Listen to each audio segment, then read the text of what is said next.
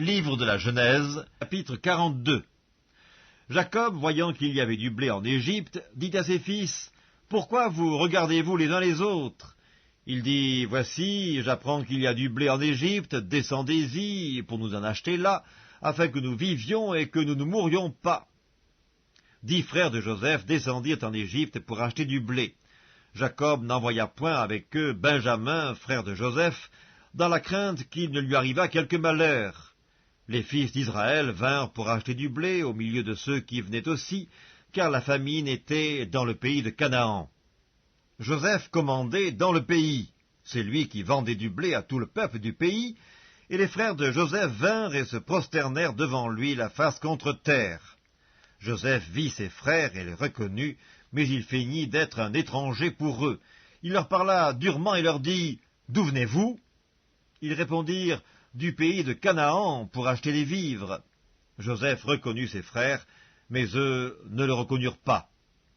Joseph se souvint des songes qu'il avait eus à leur sujet, et il leur dit, « Vous êtes des espions, c'est pour observer les lieux faibles du pays que vous êtes venus. » Ils lui répondirent, « Non, mon Seigneur, tes serviteurs sont venus pour acheter du blé. Nous sommes tous fils d'un même homme, nous sommes sincères, tes serviteurs ne sont pas des espions. » Il leur dit, « Nullement, c'est pour observer les lieux faibles du pays que vous êtes venus. » Ils répondirent, « Nous, tes serviteurs, sommes 12 frères, fils d'un même homme au pays de Canaan. Et voici, le plus jeune est aujourd'hui avec notre père, et il y en a un qui n'est plus. » Joseph leur dit, « Je viens de vous le dire, vous êtes des espions. Voici comment vous serez éprouvés par la vie de Pharaon. Vous ne sortirez point d'ici que votre jeune frère ne soit venu. Envoyez l'un de vous pour chercher votre frère, et vous restez prisonniers. Vos paroles seront éprouvées, et je saurai si la vérité est chez vous. Sinon, par la vie de Pharaon, vous êtes des espions. » Et les mit ensemble 3 jours en prison. Le 3e jour, Joseph leur dit, « Faites ceci, et vous vivrez, je crains Dieu. Si vous êtes sincères, que l'un de vos frères reste enfermé dans votre prison, et vous partez, emportez du blé pour nourrir vos familles, et amenez-moi votre jeune frère, afin que vos paroles soient éprouvées, et que vous ne mouriez point. » Et ils firent ainsi.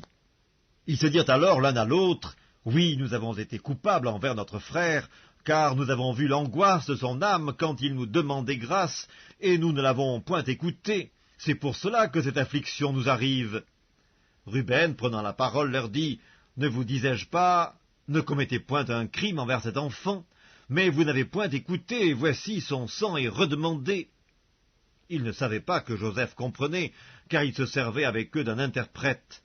Il s'éloigna d'eux pour pleurer, il revint et leur parla, puis il prit parmi eux Siméon, et le fit enchaîner sous leurs yeux.